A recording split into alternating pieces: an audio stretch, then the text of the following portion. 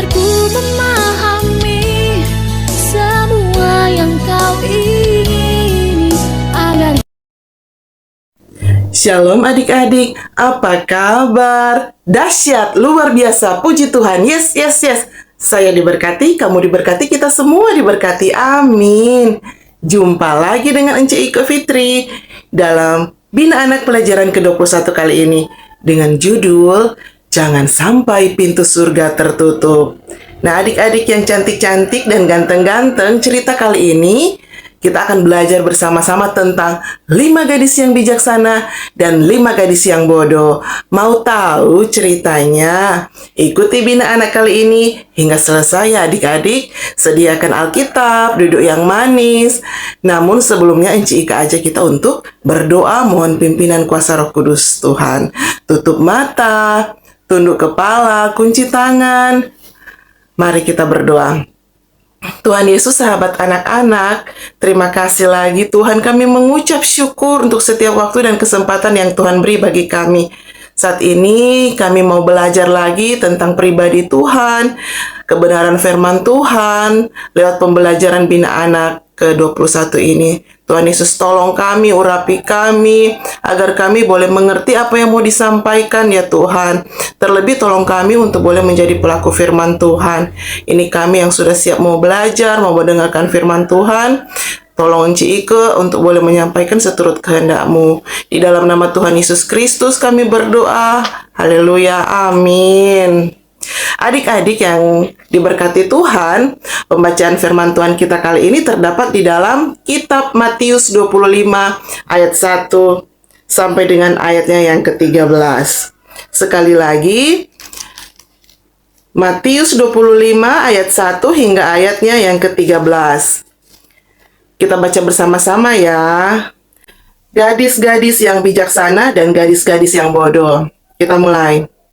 Pada waktu itu, hal kerajaan surga seumpama 10 gadis yang mengambil pelitanya dan pergi menyongsong mempelai laki-laki. 5 di antaranya bodoh dan 5 bijaksana. Gadis-gadis yang bodoh itu membawa pelitanya, tetapi tidak membawa minyak. Sedangkan gadis-gadis yang bijaksana itu membawa pelitanya dan juga minyak di dalam buli-buli mereka. Tetapi karena mempelai itu lama, tidak datang-datang juga, mengantuklah mereka. Mereka semua lalu tertidur. Waktu tengah malam, terdengarlah suara orang berseru, "Mempelai datang, songsonglah dia." Gadis-gadis itu pun bangun semuanya lalu membereskan pelita mereka. Gadis-gadis yang bodoh berkata kepada gadis-gadis yang bijaksana, "Berikanlah kami sedikit dari minyakmu itu, sebab pelita kami hampir padam." Tetapi jawab gadis-gadis yang bijaksana itu, "Tidak, nanti tidak cukup untuk kami dan untuk kamu. Lebih baik kamu pergi kepada penjual minyak dan beli di situ." Akan tetapi waktu mereka sedang pergi untuk membelinya, datanglah mempelai itu, dan mereka yang telah siap sedia masuk bersama-sama dengan dia ke ruang perjamuan kawin, lalu pintu ditutup. Kemudian datanglah juga gadis-gadis yang lain itu dan berkata, "Tuan, Tuan, bukakanlah kami pintu." Tetapi ia menjawab, "Aku berkata kepadamu, sesungguhnya aku tidak mengenal kamu. Karena itu berjaga-jagalah, sebab kamu tidak tahu hari maupun akan saatnya." Demikian pembacaan Alkitab kita kali ini. Nah, adik-adik yang diberkati Tuhan, apa kabar? Ence Ika bersyukur karena kita boleh berjumpa lagi. Ence Ika berdoa agar semua kita ada dalam tubuh yang sehat ya. Adik-adik yang diberkati Tuhan, cerita kali ini tentang 5 gadis yang bijaksana dan 5 gadis yang bodoh yang mereka membawa pelita. Ence mau tanya, ada yang tahu apa itu pelita? Ada yang tahu? Jadi, adik-adik, pelita itu semacam lampu yang pakai sumbu dan ada minyak di dalamnya ya. Jadi model lampu botol begitu dan ya seperti itu. Pelita ini berfungsi untuk menerangi. Nah, dari cerita Alkitab yang sudah kita baca, gadis bijaksana membawa pelita dan juga membawa minyak. Sedangkan gadis-gadis yang bodoh ada bawa pelita tetapi tidak membawa minyak ya. sementara menanti-nantikan itu mempelai yang belum kunjung datang, ini 10 gadis semuanya mereka mengantuk adik-adik dan mereka pun tertidur ya. Tiba-tiba waktu tengah malam ada suara orang berseru, mempelai datang, song-song ya. Lalu ini 10 gadis, mereka pun terbangun dan mereka membereskan pelita mereka. Ini gadis-gadis yang bodoh, mereka tidak mempunyai minyak untuk menyalakan pelita. Sedangkan ini 5 gadis-gadis yang bijaksana, mereka punya minyak. Jadi pelita mereka boleh hidup. Nah, 5 gadis bijaksana, mereka masuk ke perjamuan kawin dengan mempelai pria. Sedangkan ini 5 gadis yang bodoh sudah terlambat sayang ya. Sudah tidak punya kesempatan karena mereka tidak mempersiapkan minyak. Jadi masing-masing mau pergi beli dulu tuh minyak ya, sehingga tidak bisa masuk ke perjamuan kawin karena pintu sudah tertutup ya. Jadi adik-adik, ini 5 gadis yang bijaksana, ada persiapkan itu pelita ya dengan minyak, dan ketika mempelai laki-laki datang, mereka berjaga-jaga ya. Mereka siap sedia ya.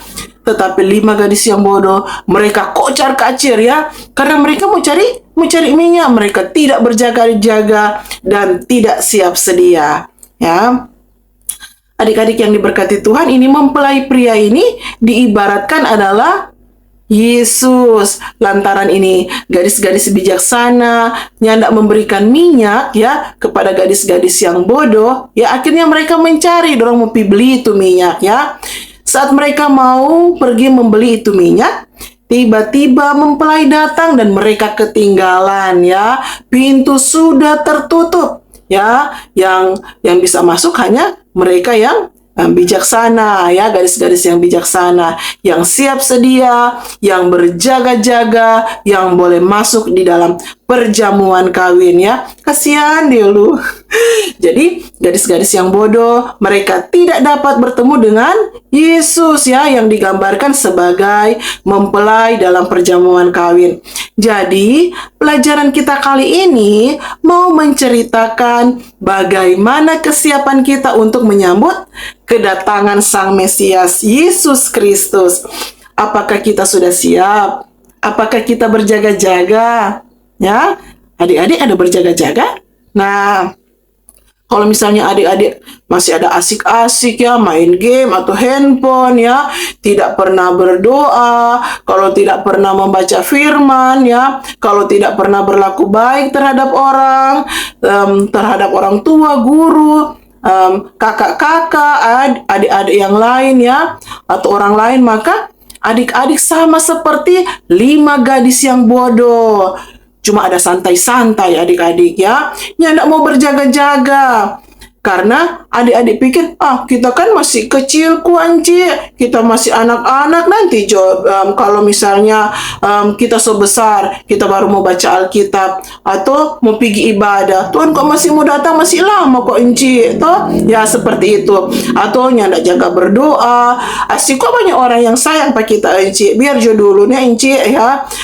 Atau masih ada yang berpikir, nanti juga kalau kerja ya, baru kita mau rajin berdoa atau rajin mau pergi gereja ya, atau alasan-alasan lain yang terlalu banyak adik-adik. Bukan begitu adik-adik ya.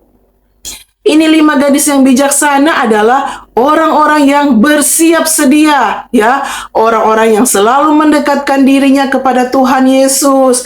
Dorang tidak pernah lupa berdoa, tidak pernah lupa baca Alkitab ya, atau membaca firman Tuhan. Mereka tidak pernah lupa untuk melakukan yang terbaik. Itulah 5 gadis yang bijaksana ya. 5 gadis yang bijaksana adalah adik-adik sekolah minggu ya, yang rajin pergi gereja, yang rajin beribadah, rajin berdoa ya, yang sementara nonton Bina Anak ya, dimanapun kalian berada ya. Akan tetapi, ini gadis-gadis yang bodoh adalah orang-orang yang tidak pernah mempersiapkan dirinya, yang nak aja bangun hubungan dengan Tuhan Yesus ya. Yang dorang hidup itu adalah anak-anak yang nakal ya, yang bandel ya, yang susah diatur ya, yang malas, orang yang tidak mau baking apa-apa ya. Mereka itu gadis yang 5 gadis yang bodoh, seperti itu digambarkan ya adik-adik ya. Jadi adik-adik mau ikut yang mana? Encik tanya ya, yang gadis-gadis yang bodoh atau yang bijaksana ya. Dari perumpamaan ini mengajarkan bagaimana kita harus mempersiapkan diri untuk menyambut kedatangan Yesus Kristus yang kedua. Kesalahan terbesar dari gadis-gadis ini karena mereka tidur ya. Mereka tidak menantikan itu kedatangan Tuhan Yesus ya. Rohani mereka tertidur.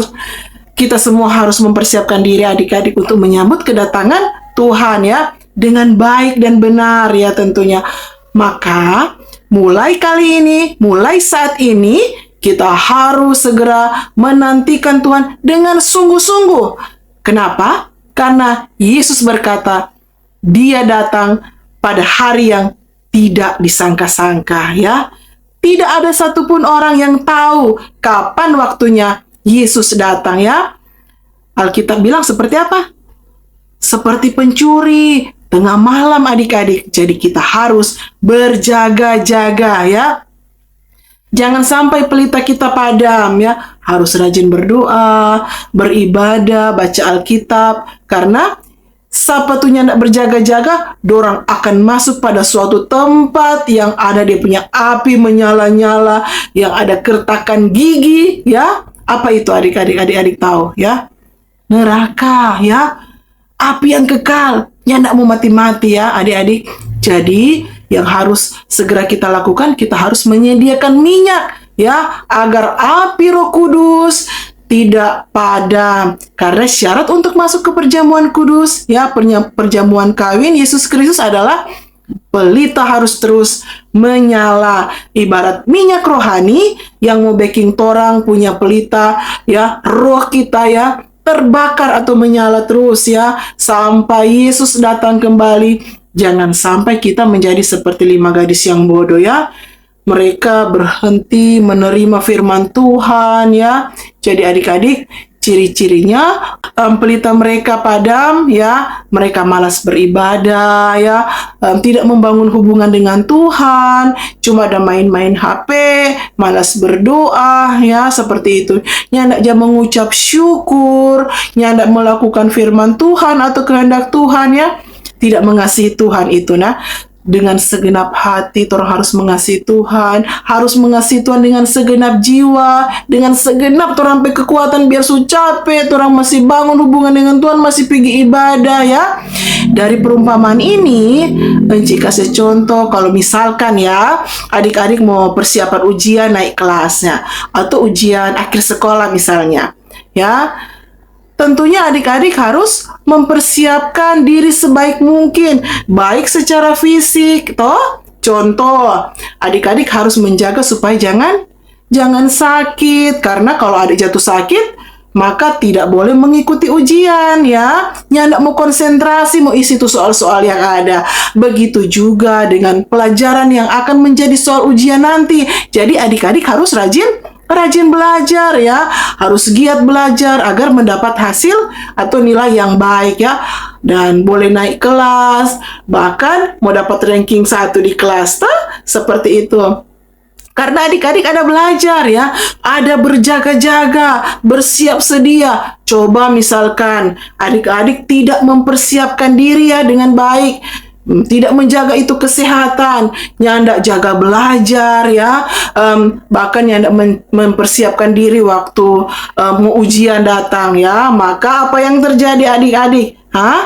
Pasti rasa khawatir, rasa panik ya, ketakutan ya, bingung minta mau isi apa ya, minta mau berbuat apa ya, karena tidak siap sedia ya, tidak belajar, tidak berjaga-jaga, karena akhirnya apa? Nyandak lulus ujian atau nyandak naik kelas, seperti itu. Jadi harus belajar, harus berjaga-jaga, seperti itu. Itu namanya kita menjadi orang yang bijaksana ya. Nah adik-adik, melalui firman ini kita mengerti bahwa betapa sangat pentingnya sebuah persiapan ya dalam apapun yang akan kita lakukan dan kita kerjakan, karena dengan persiapan segala kemungkinan yang akan terjadi kita siap untuk dapat mengatasinya ya. Kita tidak panik ya adik-adik, tidak bingung. Amin adik-adik. Amin. Nah, melalui pembelajaran ini, Encik berdoa, kiranya kita semua ya, pelita kita tidak padam ya, roh kita terus terbakar, menyala-nyala, dan layak masuk ke pesta perkawinan anak domba. Torang semua mau sama-sama dengan Tuhan di surga ya. Sama dengan torang pembelajaran pada minggu-minggu sebelumnya ya. Tuhan sudah mati, sudah bangkit, naik ke surga ya. Naik ke surga untuk menyediakan tempat bagi kita ya. Kita tidak menyia-nyiakan semua Tuhan pengorbanan ya. Tuhan sudah mengasihi kita ya. Jangan sampai kita tertinggal, jangan sampai kita masuk ke dalam api yang menyala-nyala ya. Ya, kita lebih mengasihi Tuhan daripada mengasihi dunia ini. Amin. Sampai di sini Bina Anak kita kali ini. Tuhan Yesus memberkati. Nah, selanjutnya kita akan masuk pada ayat hafalan ya adik-adik. Ayat hafalan pada minggu ini terdapat di dalam Injil Matius 25 ayat yang ke-13. Ya, Matius 25 ayat 13. Demikian bunyinya. Karena itu berjaga-jagalah, sebab kamu tidak tahu akan hari maupun akan saatnya. Baik, kita akan akhiri pembelajaran Bina Anak kita kali ini dengan berdoa. Kita kunci tangan, tutup mata, tunduk kepala, kita berdoa. Tuhan Yesus, terima kasih kami boleh belajar lagi tentang pribadi-Mu, dan biar kiranya Engkau memberkati Tuhan, adik-adik, setiap kita yang sudah boleh menyaksikan pembelajaran Bina Anak saat ini, biar kami boleh mengerti, memahami, terlebih tolong kami ya Tuhan untuk menjadi pelaku firman-Mu. Benih firman-Mu jatuh di tanah hati yang subur, berakar, bertumbuh, dan berbuah-buah Roh Kudus untuk hormat dan kemuliaan nama Tuhan Yesus. Memberkati adik-adik, orang tua dari adik-adik ini, dimampukan terus Tuhan, diberikan kekuatan, kesehatan, dan kemampuan di dalam membimbing, mendidik adik-adik, sehingga mereka boleh selalu bertumbuh menjadi anak-anak yang hidup takut akan Tuhan. Memberkati Encik Ike untuk terus boleh menyampaikan kebenaran firman-Mu seturut dengan kehendak-Mu Tuhan, sehingga Tuhanlah yang dimuliakan. Ini doa kami Tuhan, di dalam nama Tuhan Yesus Kristus kami berdoa dan mengucap syukur. Haleluya. Amin. Nah, adik-adik, bagi yang sudah mendukung YouTube channel ini, Encik ucapkan terima kasih, dan bagi yang belum, kiranya boleh men-subscribe dan aktifkan tombol lonceng, sehingga setiap notifikasi, setiap ada pembelajaran Bina Anak yang baru, ada notifikasi yang masuk. Terima kasih, Tuhan Yesus memberkati. Sampai jumpa minggu depan dalam Bina Anak pelajaran 22. Shalom, dadah.